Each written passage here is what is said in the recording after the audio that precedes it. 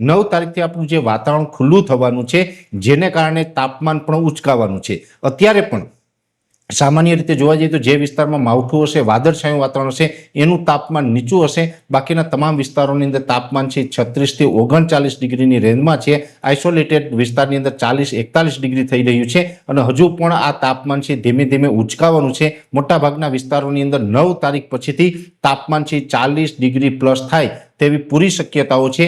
અને 9 તારીખથી 20 તારીખ સુધીનું જે અમારું પ્રિડિક્શન છે, એટલે કે 9 એપ્રિલ 2026થી લઈ અને 20 એપ્રિલ 2026 સુધીનું જે અમારું પ્રિડિક્શન છે, એની અંદર આ રાજ્યની અંદર કોઈ માવઠું નથી. વાતાવરણ બિલકુલ ચોખ્ખું રહેશે, ઊંચું તાપમાન રહેશે અને પવનની ઝડપ છે એ થોડીક નોર્મલ કરતાં વધારે રહેશે. એટલે પવનની ઝડપ અત્યારે પણ આમ તો 12 થી લઈને 14 કિલોમીટર હોવી જોઈએ, એની જગ્યાએ 16 થી લઈને 21 કિલોમીટર પ્રતિ કલાકની ઝડપ ચાલી રહી છે.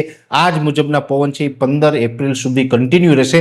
15 એપ્રિલ બાદ પવનની ઝડપમાં ઘટાડો થશે અને 9 તારીખ પછીથી આપણું વાતાવરણ છે એ સંપૂર્ણ ચોખ્ખું થઈ જશે. એટલે દરેક ખેડૂત ભાઈઓ જે પણ આપણે ખેતી કામો કરવાના હોય એની અંદર આ પ્રકારના હવામાનને ધ્યાનમાં રાખીને આયોજન કરવાનું. હજુ પણ 6, 7 અને 8 એમ 3 દિવસ સુધી માવઠાની શક્યતાઓ છે. જો કે હું આપને ચોખવટે એ પણ કરી દઉં કે જે 6, 7 અને 8 તારીખે જે માવઠું થવાનું છે એ એકદમ સીમિત વિસ્તારમાં હશે. 6 તારીખે પશ્ચિમ સૌરાષ્ટ્રના છૂટાછવાયા વિસ્તારના કચ્છમાં છૂટાછવાયા વિસ્તારમાં થશે.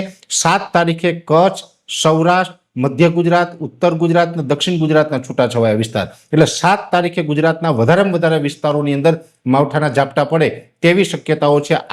8 તારીખે ફરીથી તીવ્રતા ઘટી જશે, સીમિત વિસ્તારમાં થશે અને 9 તારીખથી વાતાવરણ છે સંપૂર્ણ ચોખ્ખું થશે.